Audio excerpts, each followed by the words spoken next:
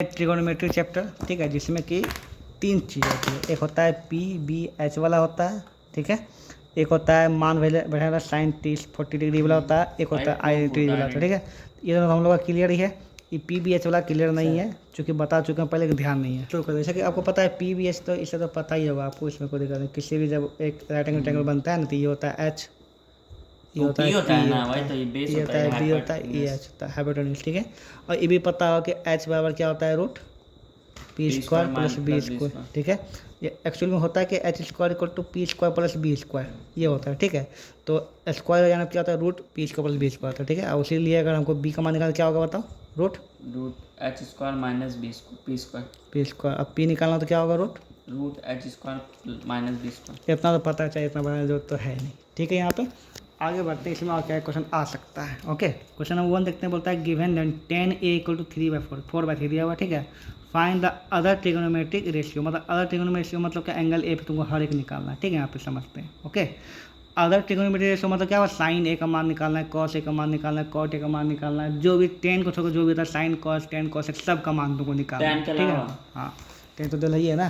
तो यहाँ पे तो सबसे पहली बात यहाँ पे आता है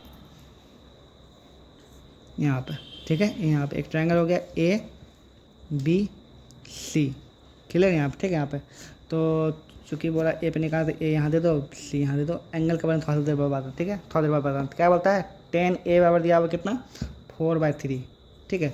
तो हम ये तो जानते हैं कि ए का मान क्या होता है, 10 का मान क्या होता है, पी/। अच्छा, ये तो बतेबे नहीं किया तुमको, तो फॉर्मूला याद है कि नहीं याद है, बताओ। साइन थीटा क्या होता है, बताओ, p/h क्या होता है, p/h। कॉस थीटा क्या होता है, साइन थीटा होता है p/h।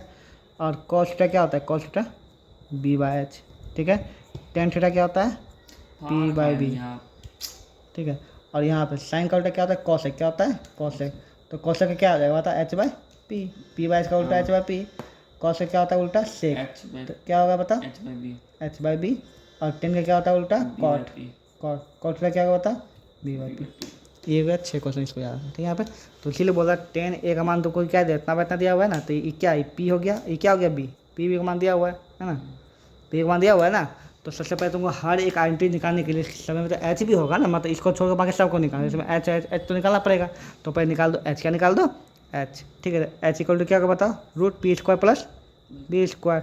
पी कितना है तुम्हारा, मुँह में है, पी कितना है यहाँ पे, 3, और यहाँ ये कितना हो जाएगा तुम्हारा, 3 का स्क्वायर, कितना आएगा 4 का स्क्वायर, 16 + 9 = 25 = 5। एच का मान 5 आ गया, ठीक है। अब सब आइडेंटिटी का मान बैठा, तो क्या बैठा है बताओ, साइन थीटा ना, साइन ए, साइन ए क्या बताओ, p/h होगा, p कितना है 4, h कितना आया 5, ठीक है। उसी प्रकार बताओ कॉस है क्या होगा, b/h होगा ना, b कितना है तुम्हारा 3/5। इसी प्रकार तुमको क्या पूछेगा, कॉस है क्या बैठा है, कॉस है क्या हो जाएगा, h/p हो जाएगा ना। h कितना है तुम्हारा, h हो गया 5 बचा। इसी प्रकार इस 10 को छोड़कर बाकी सबका मान बैठा दोगे।